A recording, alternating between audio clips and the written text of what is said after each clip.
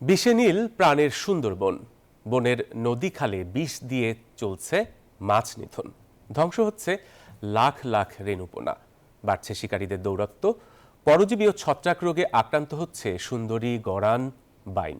বিশ্লেষকরা বলছেন, বন বিভাগের উদাসীনতা ও মাত্রাতিরিক্ত লবণাক্ততা বনের অস্তিত্বকে ফেলছে হুমকিতে। সিন্ডিকেটের দৌরাত্ম্যে প্রতিনিয়ত ক্ষতবিক্ষত হচ্ছে বিশ্ব ঐতিহ্যের এই শ্বাসমূলীয় বন সুন্দরবন। বন বিভাগের তথ্য অনুযায়ী বন্যপ্রাণীদের অবাধ বিচরণ ও প্রজনন নিশ্চিত করতে 1 জুন থেকে 31 আগস্ট পর্যন্ত পর্যটক, জেলে বাওয়ালিদের বনে প্রবেশ নিষিদ্ধ করা হয়। স্থানীয়দের মতে বছরের এই সময় বনের সর্বনাশ হয় বেশি। বিষ দিয়ে নদী খালে চলে কাঁকড়া মাছ শিকার, বাড়ে চোরা শিকারীদের দৌরাত্ম্য। ওখানে জঙ্গলে যাচ্ছে, চুরি করে চলে যাচ্ছে, রাতের অন্ধকারে যাচ্ছে, যাইয়ে ওরা খালের আগায় উঠতেছে। হরিণের গোশ বিক্রি করতেছে, বিষ দেওয়া মাছ বিক্রি করতেছে, কেউ বলতে পারবে না ভয়। কারণ যদি কেউ বলে দেয়, ওদের যে মহাজন যারা আছে তারা তো ক্ষমতাধর। গবেষণা বলছে, গেল 2 দশকে পশ্চিম সুন্দরবনের কয়রা অঞ্চলে বনের ঘনত্ব কমেছে প্রায় অর্ধেক। লবণাক্ততার প্রভাবে পরজীবী, ছত্রাক ও আগামরা রোগে আক্রান্ত হচ্ছে গাছ।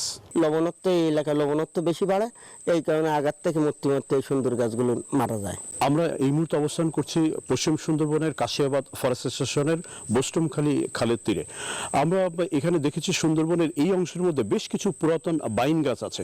স্থানীয় বলছেন যে এই সমস্ত বাইন গাছের বয়স প্রায় 100 থেকে 120 বছর, কিন্তু অধিকাংশ বাইন গাছের ভেতরে কিন্তু খোড়ল তৈরি হয়েছে এবং পুরো গাছটা ভর্তি একটা খোড়ল। এবং এখানে যে জিনিসটা দেখতে পাচ্ছি যে এখানে কিন্তু আসলে সুন্দরী গাছের আধিক্য কমে গেছে। সেই জায়গাগুলো বাইন, হেতাল এই সমস্ত গাছ এখানে জন্ম নিচ্ছে বেশি। অত্যাধিক গড়ানের কারণেও হতে পারে, যার জন্য আপনার সুন্দরী গাছ বা অন্যান্য গাছ, পশুর গাছ, এটাও বৃদ্ধিতে ব্যাহত হতে পারে। বিশেষজ্ঞরা বলছেন, অরক্ষিত সুন্দরবনে বনজ সম্পদ লুটপাট, বন কেন্দ্রিক অপতৎপরতা ও বনের মধ্যে নদীপথে জাহাজ চলাচলে জীববৈচিত্র্যকে ফেলছে হুমকির মুখে।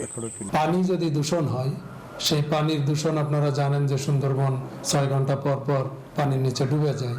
তো এই পানি যখন মাটির উপরে ডুবে যায় তখন মাটি পলিউশন হয়, পানির পলিউশন হয়, আবার ভেসেলের ধোঁয়া থেকে সাউন্ড পলিউশন হয়। এটাকে নিয়ন্ত্রণ করবে যে সংস্থা, সেই সংস্থা অনেক রকমের সংস্থা আছে, এর গার্ডিয়ান অনেক, ফলে যেখানে অনেক গার্ডিয়ান থাকে সেখানে কিন্তু কোনো গার্ডিয়ান থাকে না।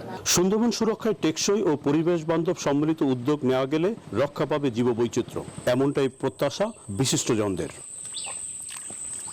মাকসুদ রহমান, নিউজ 24, খুলনা।